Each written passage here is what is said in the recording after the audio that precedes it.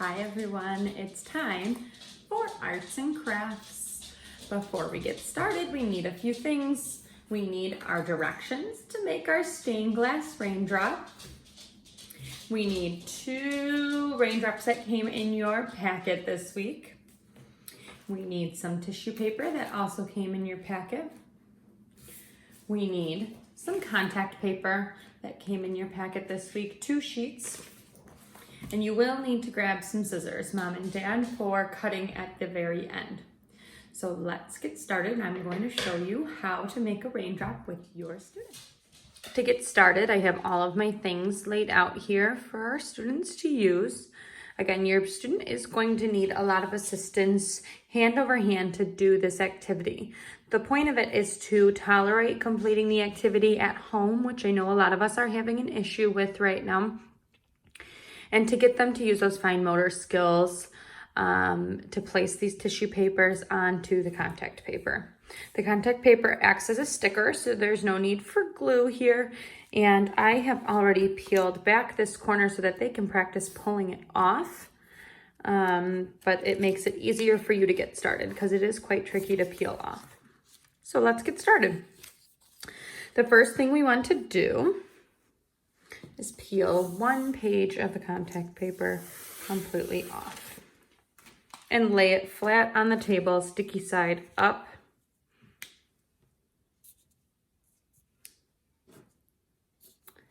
Next, you want to put 1 raindrop down on the contact paper right in the center. Push it down.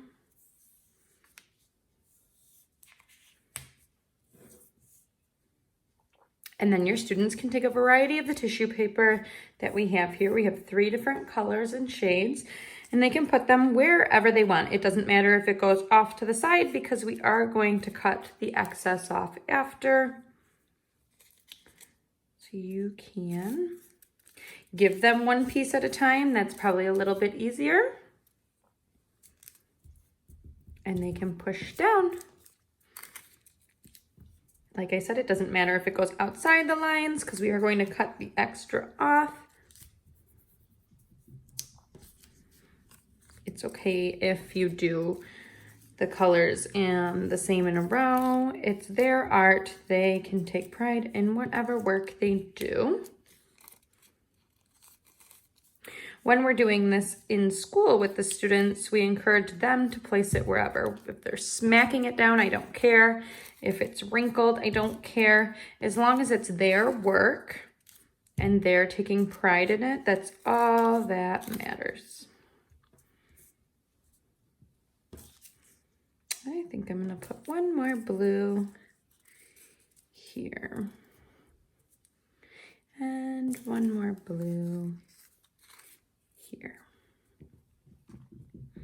Okay. Now that our raindrop is covered, I'm going to put the second one on top.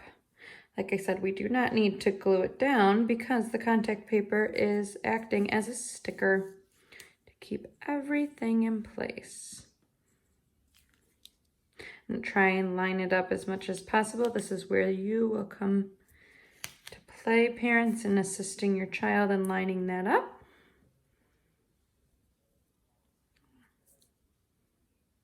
It's a little bit tricky when it's so sticky.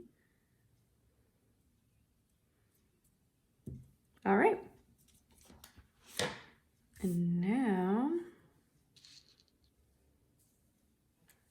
I'm going to peel the second piece of contact paper off.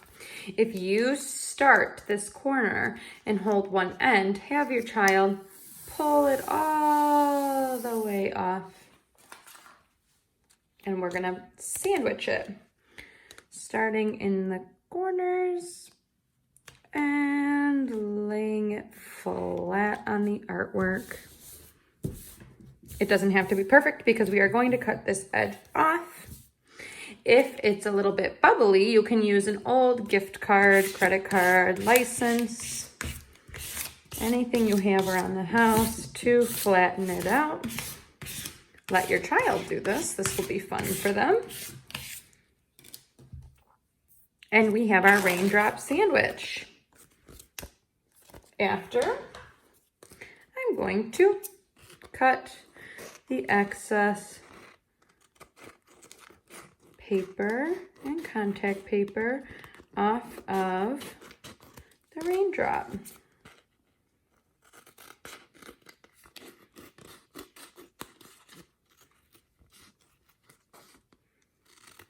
This week, we learned all about the little raindrop and how a raindrop feeds a flower. This is a stained glass raindrop. When the sun decides to shine after these rainy days, we can place it in the window and the sun will shine through. I have my raindrop and I have some tape. I am going to tape my raindrop on the window and watch the sunlight shine through. How pretty! I like my raindrop. You can see the sun shining through the paper. Everybody enjoy your littlest raindrop book and make your craft after story time. Bye.